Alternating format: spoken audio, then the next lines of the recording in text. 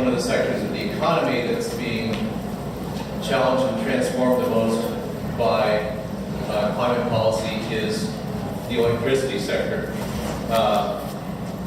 The trend, there are several countervailing trends in the electricity sector. One is toward decentralization, quasi-deregulation, the trend toward distributed energy, rooftop solar, smart meters, energy storage, behind the meter. On the other, and a lot of that, not all of it, but a lot of it is a trend toward poorer quality jobs. It's a deregulation 2.0 in the California context. On the other hand, the utility scale solar and wind has generally, research has shown, much higher quality of work, tend to be union jobs. So the utility industry is, of course, trying to protect and reinvent itself. Utility unions are trying to protect the jobs that they have and reinvent themselves as unions to the new context, the new industries as they're evolving. California, now we have, of course, the record of the renewable portfolio standard. California's great climate policies. SB 100 now, big deal. It's going to affect the electricity sector, as Hunter Stern will talk to us about. The Northeast, the possibility of offshore wind is a huge potential for not just a lot of clean electricity, but jobs, good union jobs. Where Where Skinner will talk to us about that. In California, offshore wind is still a mirage. Off foggy waters of the Pacific, but one that could potentially come to pass as a reality, especially now that SB 100 has mandated, and the failure of AB 813, which would have opened up multi-state regional grid to power imports, large-scale power imports. So it really all has to be, not all, but mostly largely in-state electricity.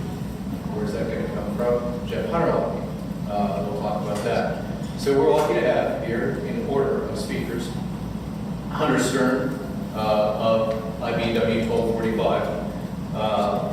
Support says that I'm reading the text. Did you write this? I did not. Somebody that kind of supports anything that produces new jobs for his union members. which is a true statement. It's a little more bold than I would have written myself. Just about anything. You heard it. We won't find out what anything means.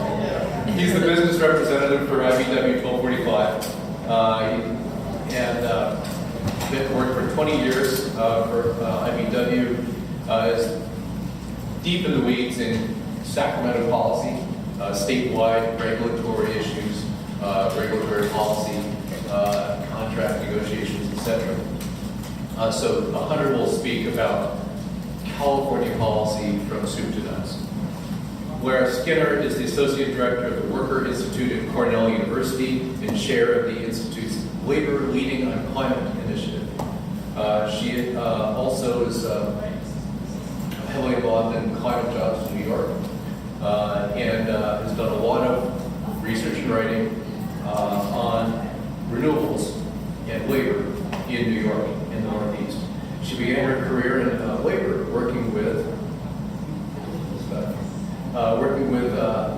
Panelists y Campesinos Unidos del Noroeste, which is the forestry tree planters union in Oregon, Washington.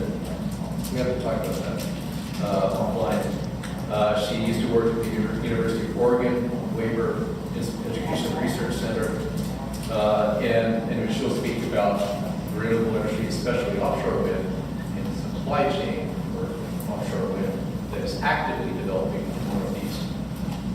And Jeff Hunerlach finally is an operating engineer who's worked for 25 years in the construction industry. He's the business rep for OE3, operating street in the North Coast, Del Norte, and Humboldt counties, and he'll speak about the union's perspective on offshore wind in Humboldt. So, Hunter. Well, thank you. I think we're supposed to use the microphone. Thanks, Rob. We have been doing lots of work in California, and I think the good thing is you heard and have heard particularly during the morning, some of the steps or actions that the state of California has taken toward clean energy, but I would be both remiss and not honoring my membership if I didn't say one thing first, and I don't always say this, but I really should. So electricity isn't just a clean energy. It certainly can be. Electricity is a physical thing. It has properties and it has physical requirements that make it not as easy as we like to talk about it here in California, where you can just put a green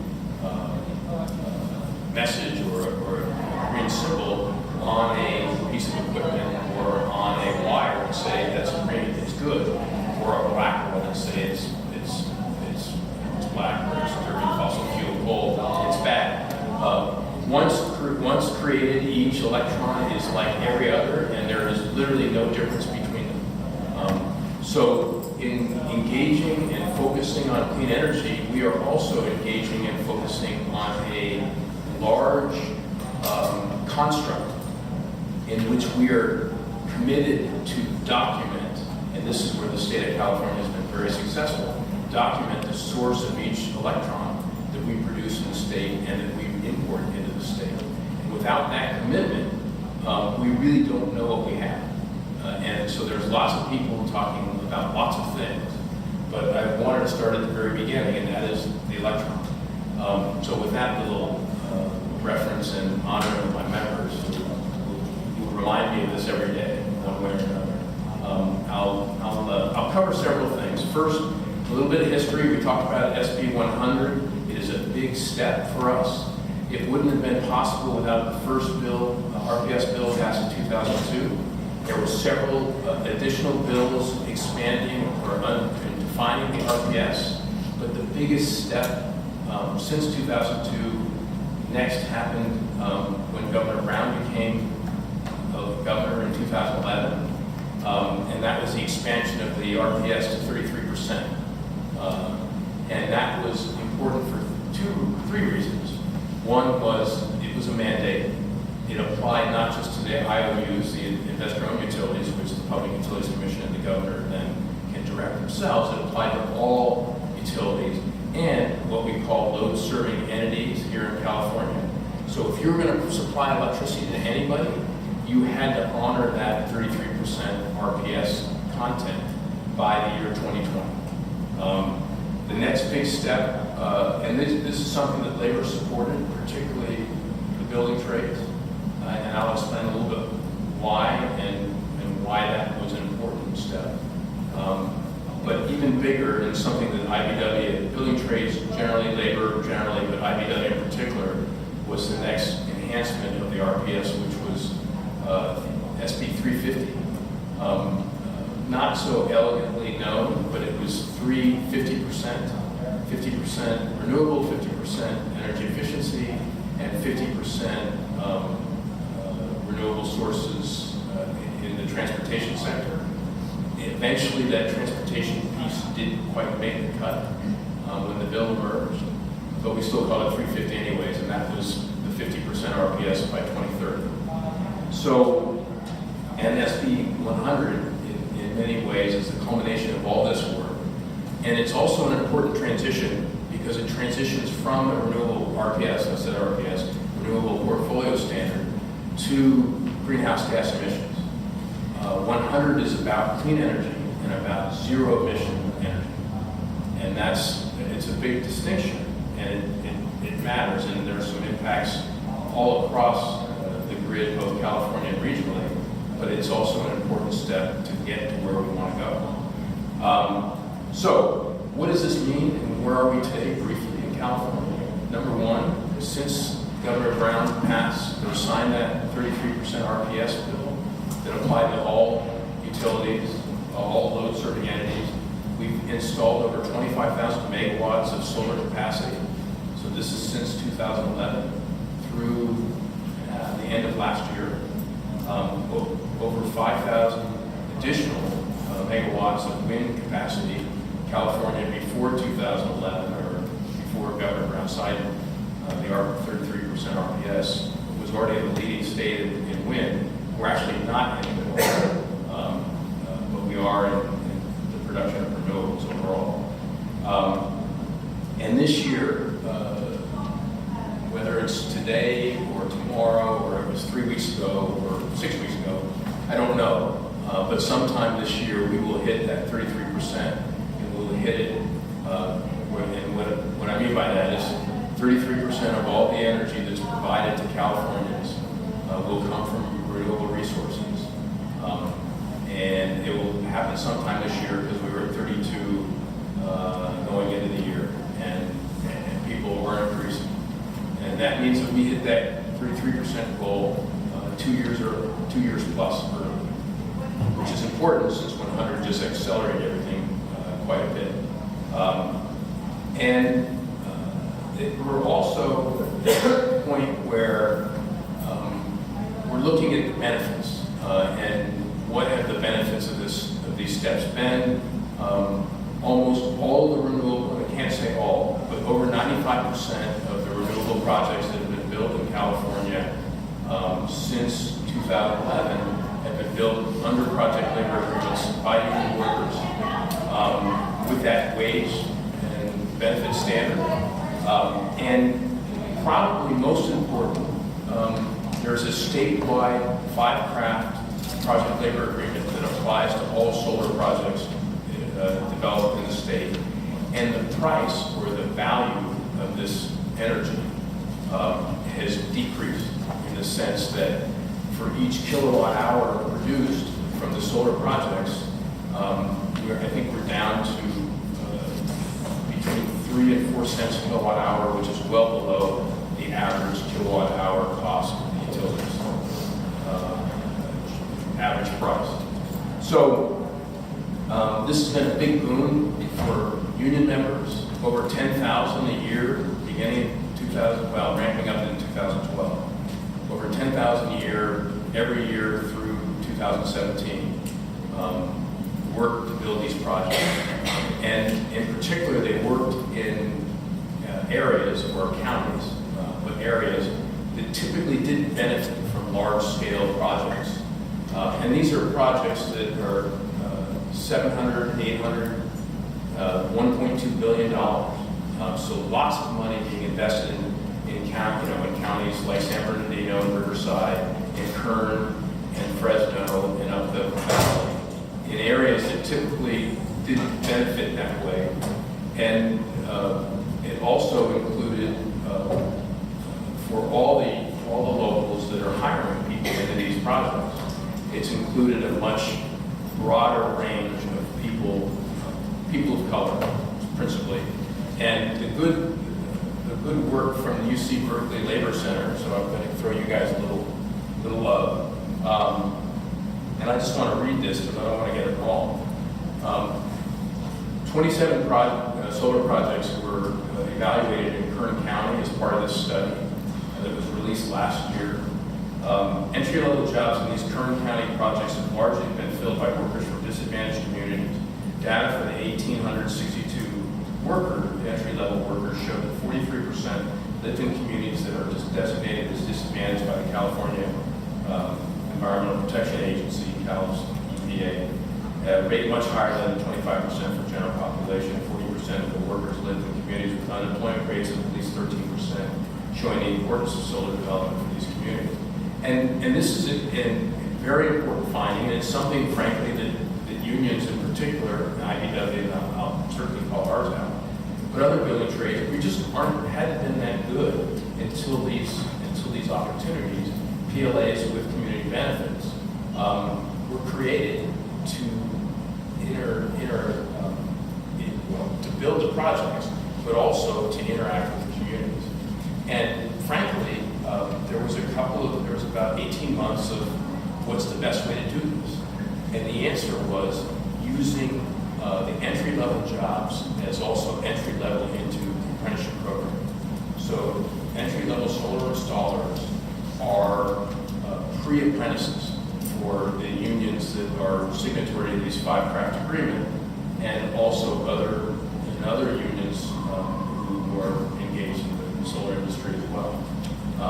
And what that means is it gives people a chance to get a job that is involved in a project and other projects that will follow them in their community or in where they live, and then move forward into an apprenticeship, whether it's an electrical apprenticeship, a laborer's apprenticeship, the operating engineer's apprenticeship. It gives them a chance at a career. And that's probably been the most valuable piece from the community/labor point of view. There's a couple other things that I wanted to cover about where we are today, including opportunities going forward. But first is the technology around storage. Storage remains sort of the big key to utilizing all of the projects, the solar projects and the other renewable projects we build.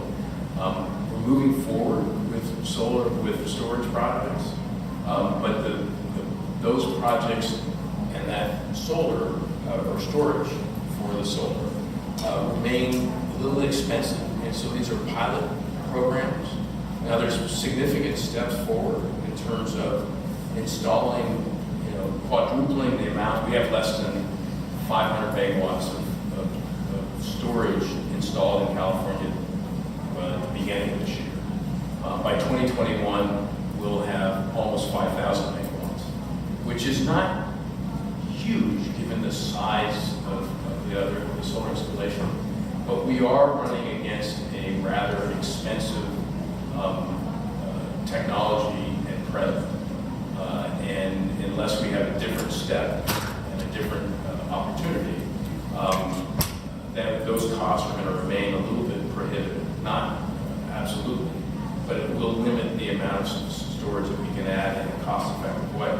The other opportunity is in the transportation sector, particularly with electric vehicles. There are 3 current very aggressive pilots that and I call them the investor-owned utilities, the IOUs, the Southern California Edison, PG&E, and SDG&E are engaged in. There's also equally aggressive programs in SMUD and LADWP, LA Water Power are engaged in to try and jumpstart the electric vehicle opportunities. The IBEW has a electric vehicle infrastructure technology training program. I said technology. This is a way to get people who are learning both to become electricians, to also learn and master the infrastructure necessary, specifically the installation and connection of charging stations, which are going to be needed in a scale that we can't imagine. If you can think of every gas station you drive by in the next 3 days, and it could be 100, you probably won't even know, you won't even be able to count them because they're so ubiquitous. We need at least that many charging stations or charging places with 14 to 20 charging stations in each. And then that doesn't, and of course that doesn't count home and apartments and all the other places that people put vehicles. These are opportunities. Very quickly, they also present challenges. We're flooding on a day like today where it's nice and sunny but not too hot anywhere in the state. I guess maybe in the Mojave it's hot. But the rest of us, we're not running our air conditioning as much as we would normally run in the height of the summer. We're probably generated more solar than we needed. During the Diablo Canyon discussion, my boss, Tom Balzella, mentioned that we would have to send that PG&E has to send Diablo Canyon power out of state. California, on days like today, and particularly in the springtime, and this is the so-called belly of the duck, it is over-generating solar, and we have to send that to a different state or states. Nevada and Arizona, we easily take this power for free. So we have to, storage will help with this, but there's still an element of the intermittent resource and the element of the physical characteristics of electricity that are working against us, and we have to take both technological and practical steps to address it. There are renewable projects that are on the table right now that aren't being built, which is giving us pause because there's still ample federal tax credits that are available. These are projects for which there are PLAs signed, there's permits pulled, but there's no buyer for the electricity. And then that also pulls up some additional procurement issues, which we tried to address in the legislative session and the bill fit. So these are three areas where, although things have gone very well and we've made tremendous strides, both from job creation and production of clean energy here in the state, we still have some big issues facing us, and we're going to need, frankly, to work together to fix them. And that's probably longer than people wanted to hear about California, but that's where we are today. So thank you. My name is Lara. I'm the Executive Director of the Worker Institute at Cornell University. We're a research, education, and policy institute for unions and worker organizations in New York State and around the country, and do international work as well. And as Rob mentioned, I also direct our labor leading on climate initiative, where we look at the labor and employment impacts of climate and green economy work. So I'm really happy to be here. Thanks for inviting me. Thanks for a great conference. As Rob mentioned, I'm also an advisor to Climate Jobs New York, which is a newly launched union-led coalition in New York State. It's called Climate Jobs New York. What I'm going to talk about is give you a little bit of background about how that campaign launched, because I think it's a pretty unique sort of coalition and campaign that's moving clean energy work in New York State. And then I'm going to talk about the state of offshore wind plans in New York and up and down the East Coast. As Rob mentioned, we've already built one offshore wind farm on the East Coast, and we've got plans in the work to build a bunch more over the next 2 years. So kind of a different conversation that's happening on the East Coast. Of course, we're way behind California on installed solar and wind, but we're hoping that we're going to get out ahead of everyone on offshore wind. So I'll talk about that. And then specifically talk about Climate Jobs New York's efforts to secure high-quality, good union jobs in the offshore wind industry and sort of the state of those campaigns and negotiations in New York. So in terms of the Climate Jobs New York campaign, the Worker Institute at Cornell, my institute, led a 3-year process, and we brought together all of the building trades, energy, and transit unions in New York State and said, what would it look like for us to not be responding to proposals by the environmental movement about how to develop the clean energy economy, but actually coming up with our own plan and coming up with a pro-worker, pro-union climate plan. And so we spent 3 years doing that, and we looked at our experiences that we were currently having in the renewable and energy efficiency and transit sectors, and said, what do we need to do to hit the sweet spot of the most emissions reduction to tackle the climate crisis? We know we got to do that, but also the most good union jobs that we can create in these sectors, and do the infrastructure investment in our communities that we need to do to make them more equitable. And the result of that 3-year process was this report that's featured here on the slide. Actually, my co-author on the report, Mijan Chaz, in the audience. And so this was we developed what we call the Climate Jobs Program for New York State, and it was done in collaboration with the Building Trades, Energy, and Transport unions in New York State. And then at the end of the process, the unions that were involved, and in particular the New York State AFL, the New York City Central Labor Council, a couple of other federations, the Building Trades Federation, said this can't just be a good idea in a report. We actually have to launch an organization and run a campaign if we're actually going to put this stuff in practice and see the good union jobs that we want to see in these new clean energy industries. And so that launched in 2017, so this is all pretty new.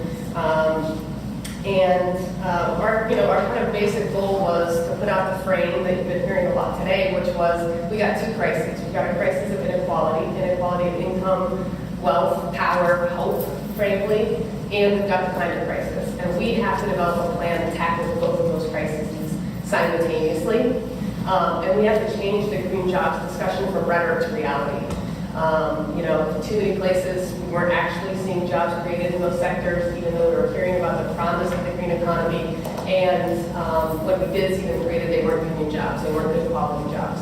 So we were trying to deal with those two things and really sort of change the debate, right? We wanted to forge an unbreakable link between worker protections, economic justice, and climate protection. When we talk about climate change, we should be talking about all three of those things.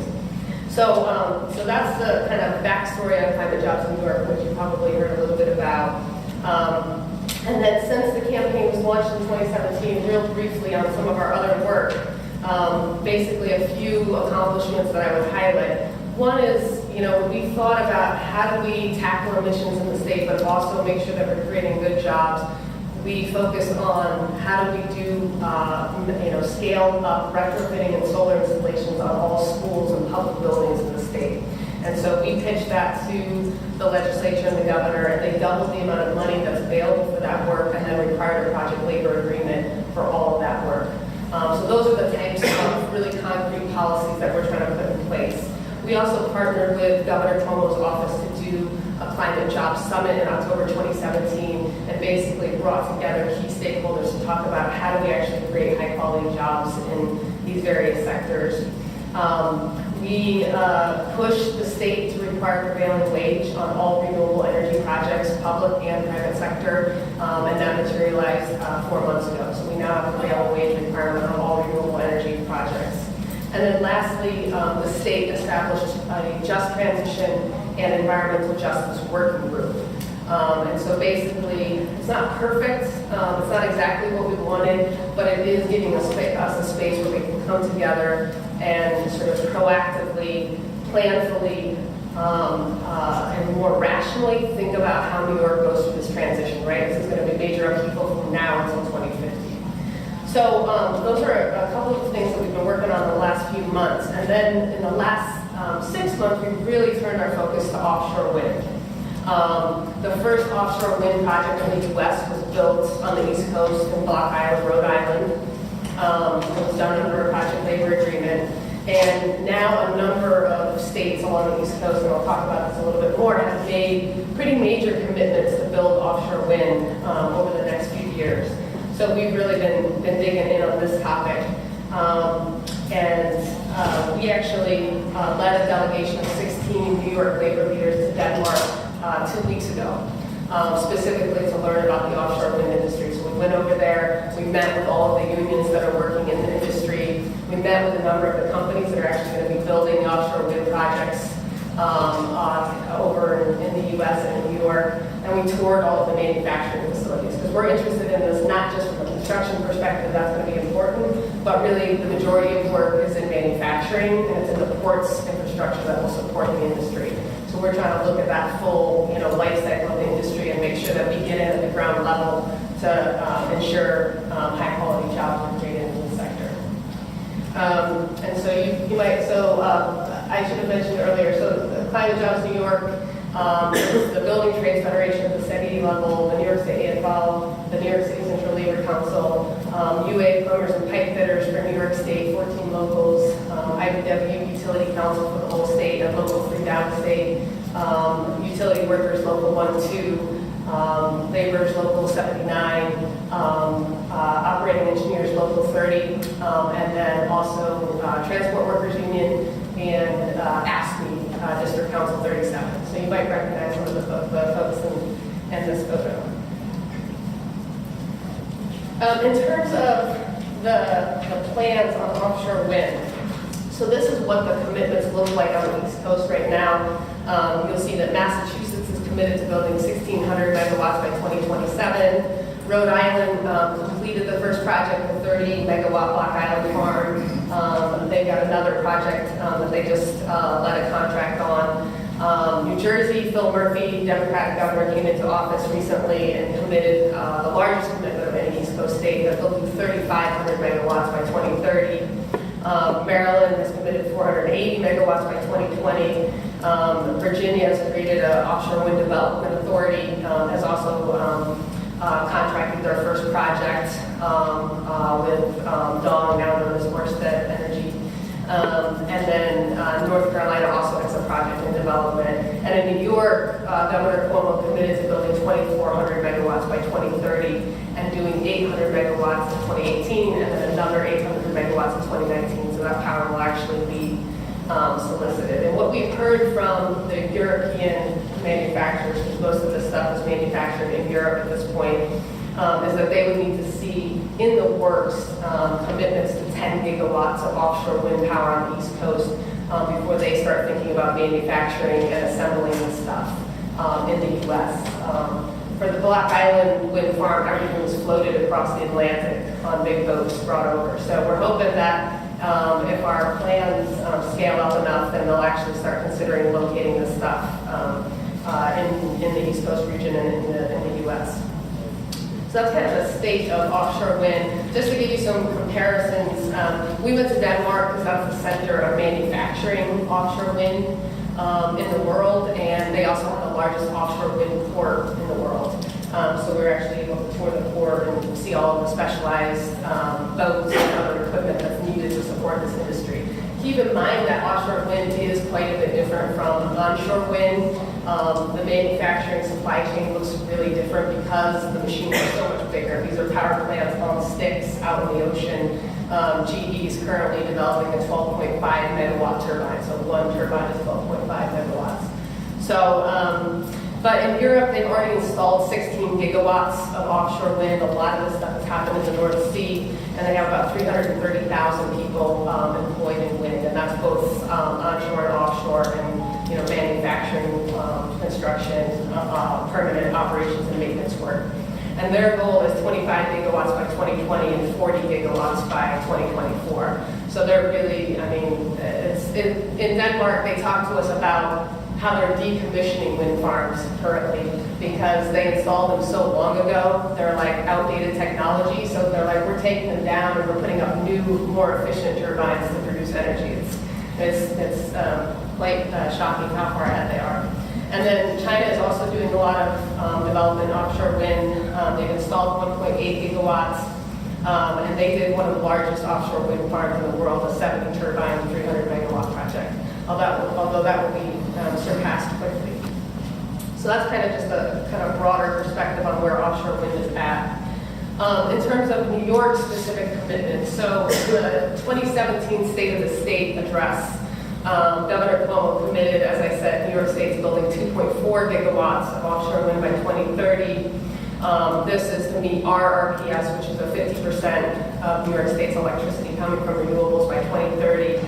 And then New York launched a very comprehensive process called the Offshore Wind Master Plan. And that plan was recently released. And it did the full scan of all the possible places where we can build ports, where we can develop offshore wind, what are the workforce development needs. A very rigorous but slow process. And then New York has signed the contract to build one offshore wind project. So we've got the South Fork Wind Farm, which they will begin work on at the end of this year. And it's a small one, it's a 90 megawatt, they'll probably increase it to 130 megawatts, but we do have one in the works. In terms of climate jobs, New York's goals related to offshore wind, we've really been pushing sort of two fronts. One is that we want Governor Cuomo to commit to a long-term, large-scale plan for offshore wind.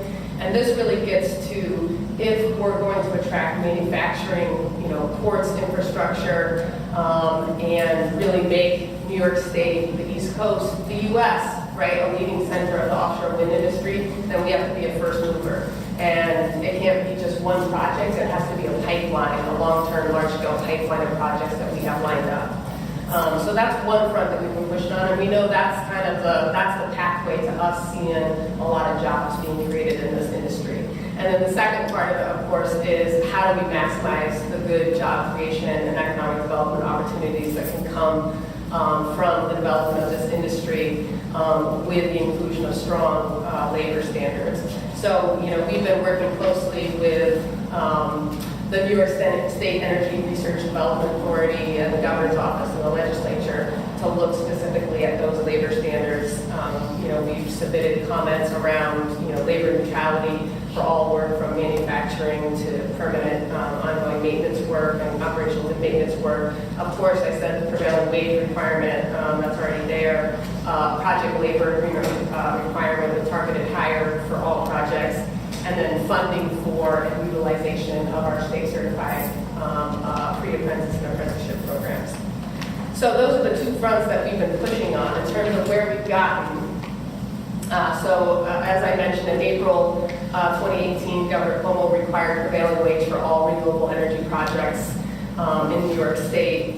And then in June 28, went ahead and directed the state to procure 800 megawatts of offshore wind in 2018, and then another 800 megawatts in 2019. So that's the type of pipeline that we want to see of projects lined up.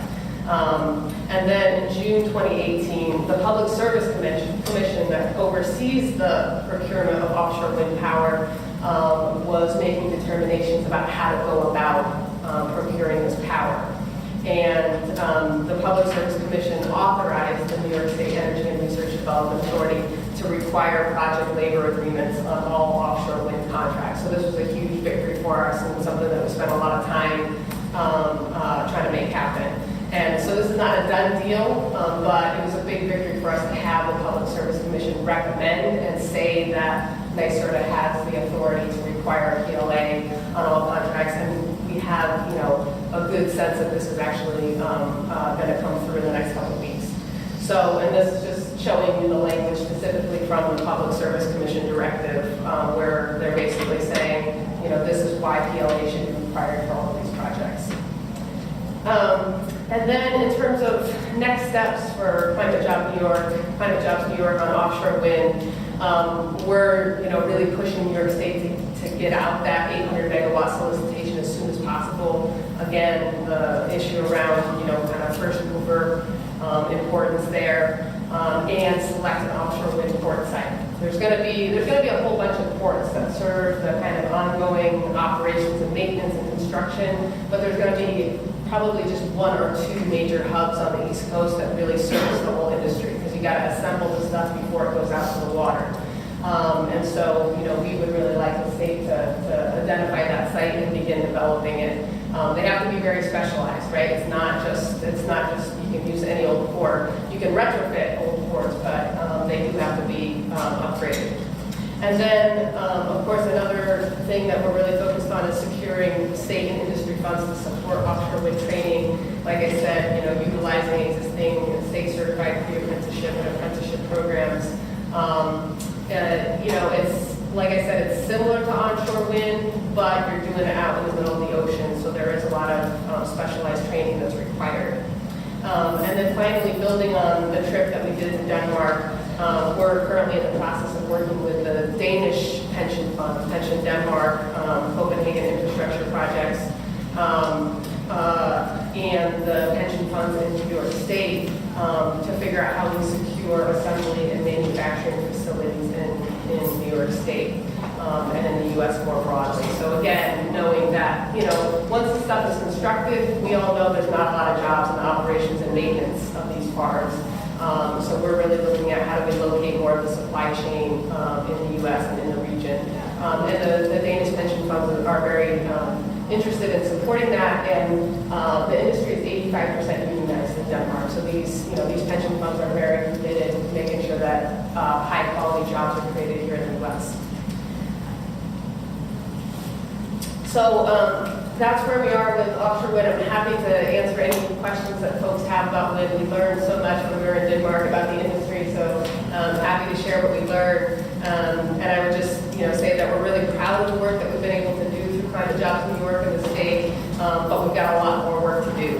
And so, but it's been very clear to us that having a cohesive, clear labor voice in these debates, where we've actually put out a proactive agenda on this stuff, has been really important to shaping and influencing the discussions. And really, on offshore wind is an opportunity where we're coming in at the ground level for a new industry that's going to be developed over the next few decades, and potentially could be a very major industry in the state and up and down the East Coast, and potentially across the U.S. So, thank you. Hello, my name is Jeff Hunerlach. I'm a district representative for the operating engineers up in Humboldt County.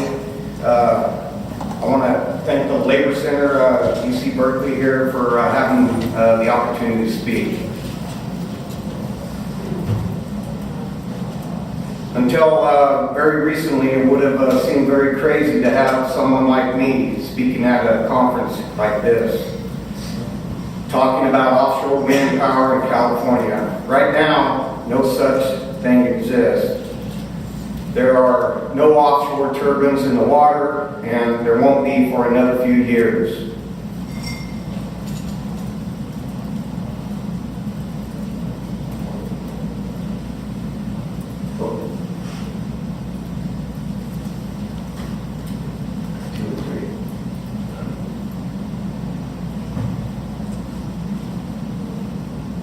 I must say that when I first brought this to the attention of my union leaders, they were like, really? Are you serious? But interested in what I had to say.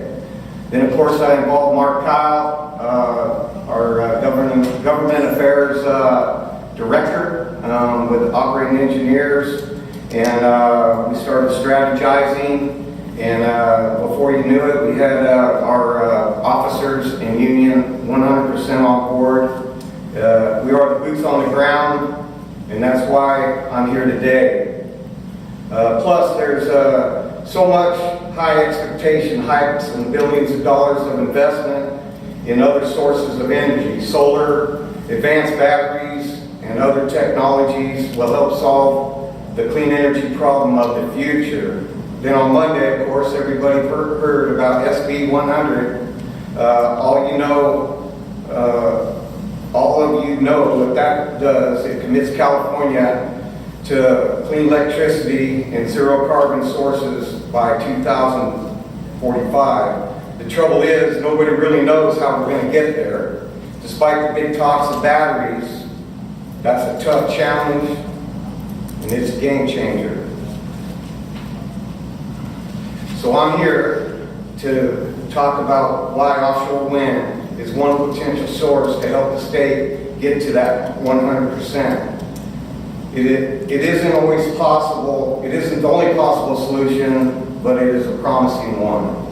As Lara Skinner mentioned about the New York offshore wind benefits and several reasons.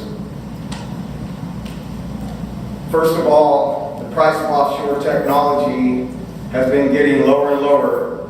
The New Vineyard Wind Project off Massachusetts has a contract price of 6.5 cents per kilowatt hours, which is really competitive. Northeast states are planning a gangbusters off of offshore wind in the Atlantic. Second, it's clear that offshore wind can create lots of high-paying jobs. These turbines are like 600 to 900 foot tall, and manufacturing and installing them is like making a 747 stand on end from tail to the nose and floating them out to the ocean. It's difficult, and it needs a lot of skilled labor. My union operating engineers, which means dredging the ports, building the docks and infrastructure, and a lot of that will be needed in Humboldt County. In the East Coast, thousands of jobs are expected to create. My counterparts in the East Coast building trades that are looking offshore wind as a big opportunity. As many mariners know,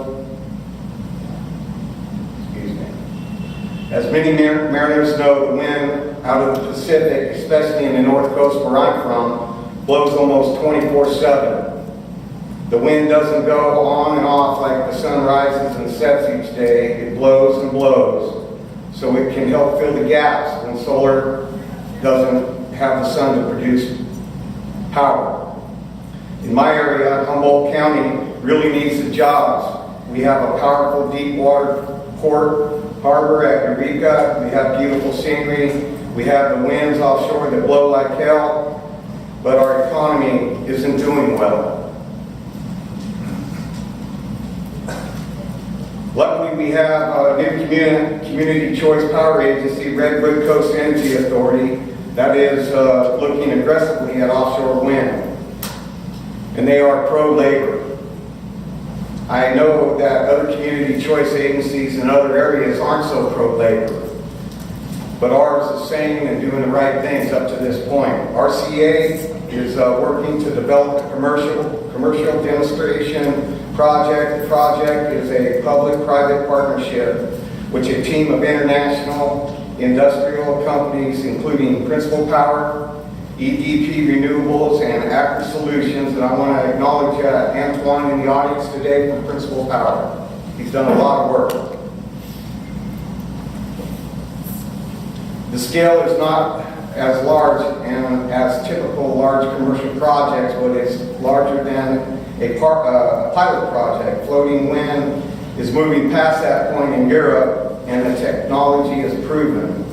And so the goal is to do something at a scale that demonstrates the actual commercial viability of offshore energy in California. The target is to begin this construction project by the end of 2022 and have the project operational by the end of 2024. As I mentioned, we have a great harbor, but our port is in lousy shape, which means a lot of operating engineers will get jobs rebuilding it. Ditto for the power lines that have to be built. There will be a lot more work for all the trades, unions, electricians, pipe fitters, boiler makers, dock workers, laborers, drivers, or divers, and maritime workers, and on for all the trades. I go out in the community and I talk a lot to individuals. Everywhere I go, as you can tell, I'm a little new speaking to crowds, but I speak to people at gas stations, city council meetings, our supervisor meetings, all of our politicians, anybody locally that I can talk to. And I can tell you, it is unbelievable of the support at that level. To me, it's exciting because I see the depressed area in Humboldt County, and I see the people of Humboldt County and our homelessness of Humboldt County, just like in any other city. But up there, it's personal because I live there. And we're not the Bay Area, where we are pro-union labor so much here compared to up in Humboldt County. Humboldt County is very positive labor, but we are in a fight day in and day out with almost everyone. And we're turning the tides there at the political level, and we're grateful for that. In various local, and the politician I've spoken with about the offshore, they are really just fascinated about it with the potential benefits to the community and good paying job opportunities, and that's what we're looking for in Humboldt County.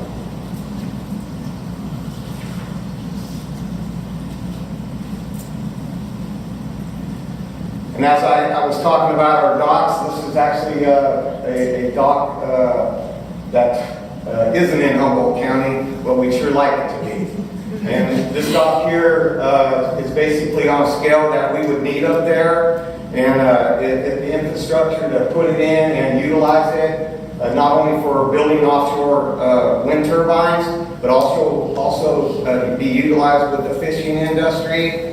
And we're looking forward to that. So next Monday, the Federal Bureau of Ocean Energy Management is holding a meeting in Sacramento to formalize the process of opening up the Humboldt Project Coast and San Luis Obispo and Santa Barbara Coast for offshore winds on Monday. We're looking hard to make our case for all the work to go union.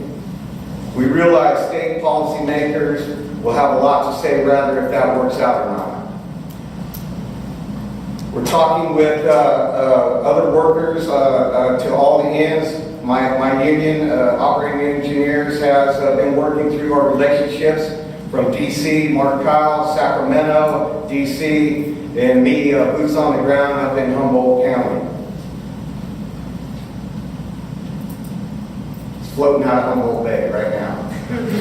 So In closing, I just want to bring a few points up. We are not San Francisco Bay. We don't have the transmission possibilities, or we do not have them at this time, but we are looking to have them here in the future. I can say that OE3 and all the trades, the building trades, from the Humboldt building trades up there, from the state building trades, everybody I've talked to are so excited here in California about the potential jobs that will come to our area, jobs of a living wage, state-approved apprenticeship, training, and community benefits, and beyond. So this could be big for both the North Coast and the Central Coast. We're looking forward to doing our part to help California grow to 100% clean energy. Thank you.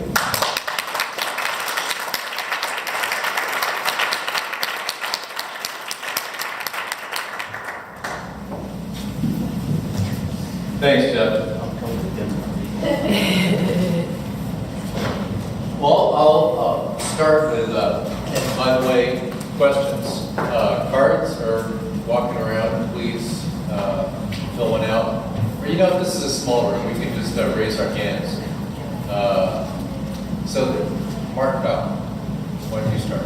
I'd like to address a great presentation, first of all, from all the panelists. I'd like to start with Ms. Skinner. You mentioned that one of the things you got the government to do in New York was to double the amount of money for rooftop installation on municipal buildings. And I have two questions. That sounds impressive, but give us the absolute numbers, because maybe it was 50,000 to 100,000 and it's not so impressive. I'd like to hear the absolute numbers. And also, was it municipal as in local and state? The state government saying, we're going to put it, I'm the governor, and I'm committing to put it on every state building and set the example for municipal, for county, and local cities. Because that's an idea that's been kicking around here in California that I would love to see the next governor say, that's what we're going to do here in California. And commit the money and the resources to it. So we want to emulate whatever you folks are doing in New York. As well as the trip to Denmark we want.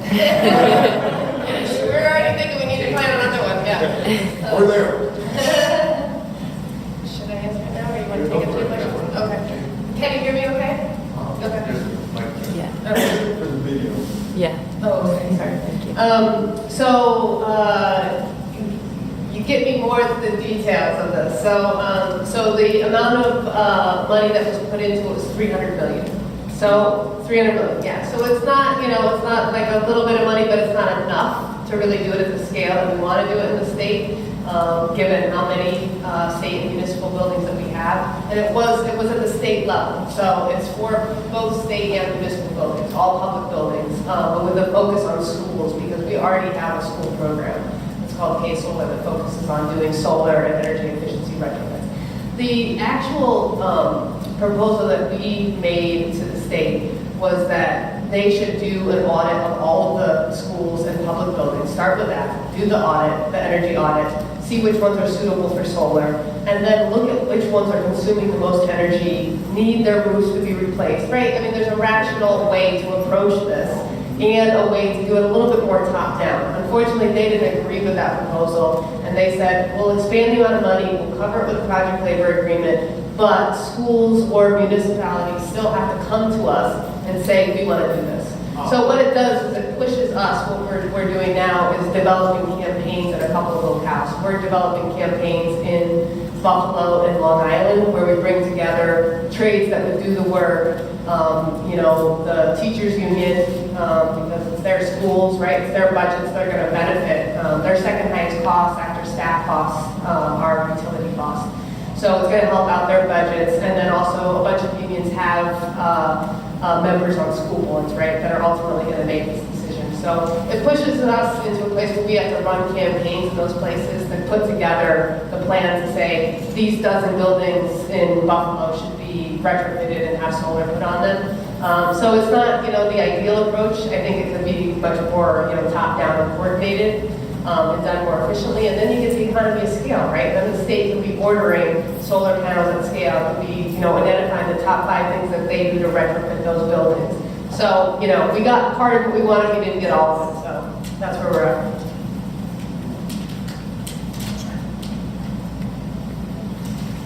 I was curious too about the cost to retrofit the port. Any rough estimate of what kind of funds would be required to do that? Yeah. So we have one site that we think is most likely to be developed for offshore wind. Currently owned by the Port Authority of New York and New Jersey, but it's not being utilized. And what we think is needed is $100 million from the offshore wind company that would lease the land to use it as an offshore wind port, and probably another $100 million from the state. So we're talking about a couple $100 million to, retrofit the port, which would include things like dredging, and all the build out of the land space that we would need to pull the ships up to.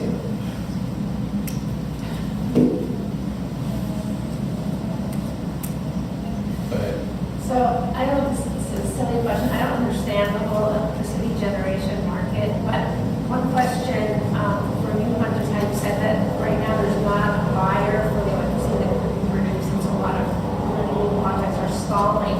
Is that because there's still so much fossil fuel generated electricity that's heating, or how? I don't understand how that's going to work out.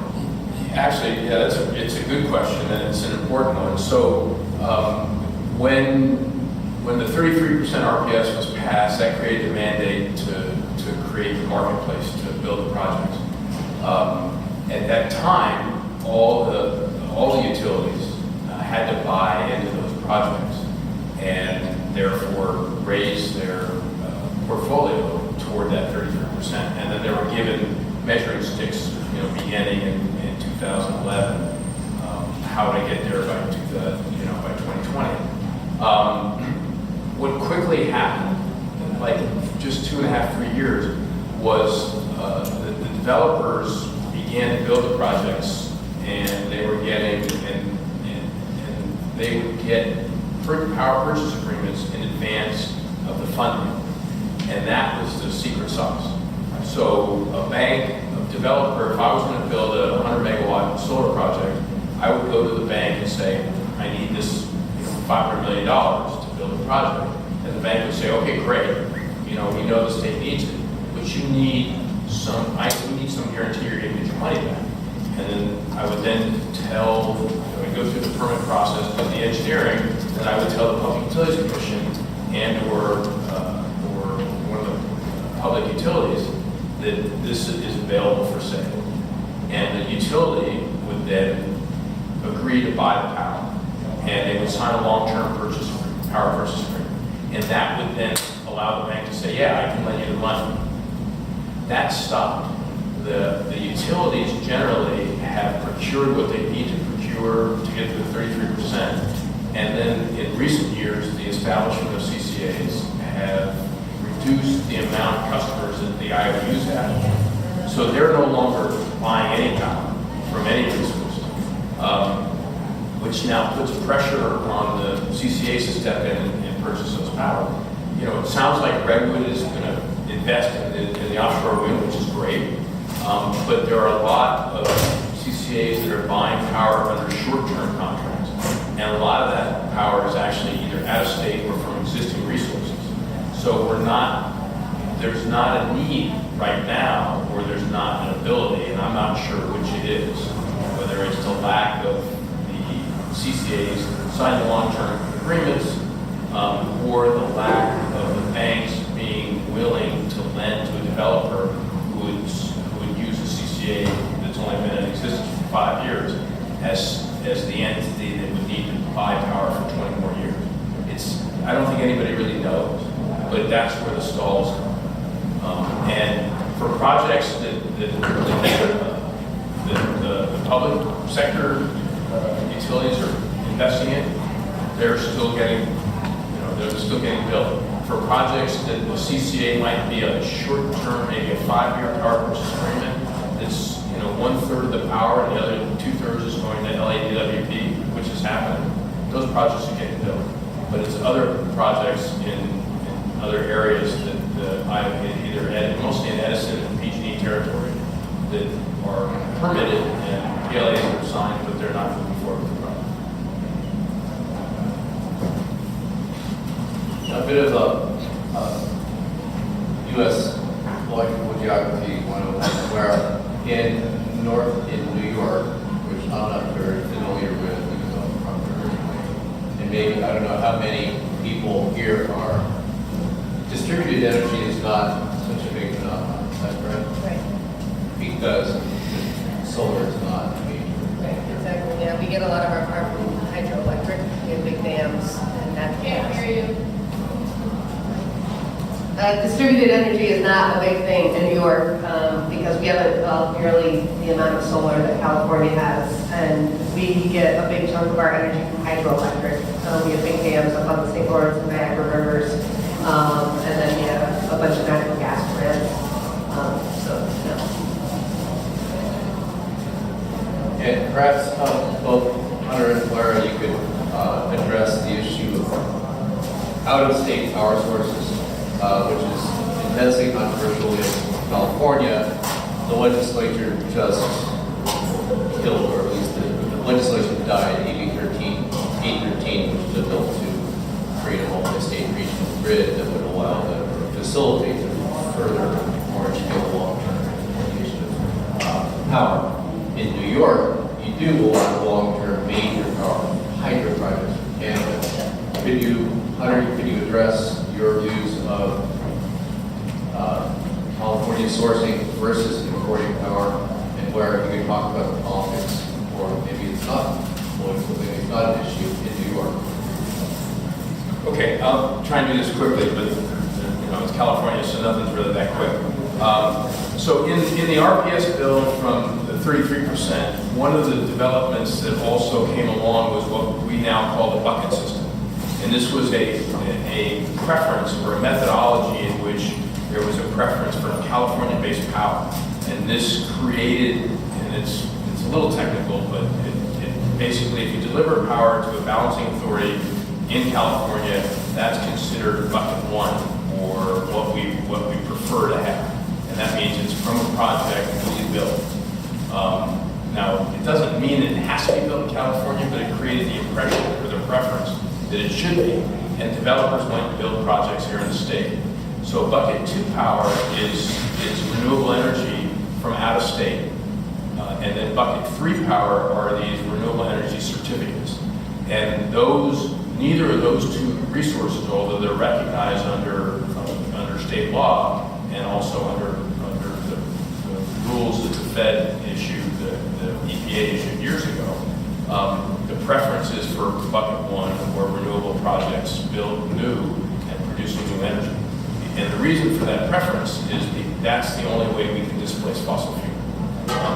So there's issues around importing either fossil fuel power from states like Montana, Idaho, and Utah, which are primarily coal producers, or by contrast, renewable energy or hydroelectric power from the Northwest, which still don't generate jobs and projects here in California. And if they're from existing projects, they're not displacing fossil fuel somewhere else. So that's the idea of the buckets. It's worked very well, and the building trades and the IBW and the utility part of the wing of the IBW are all oppose 813 because of the potential for undoing that process and that system. And it was very controversial.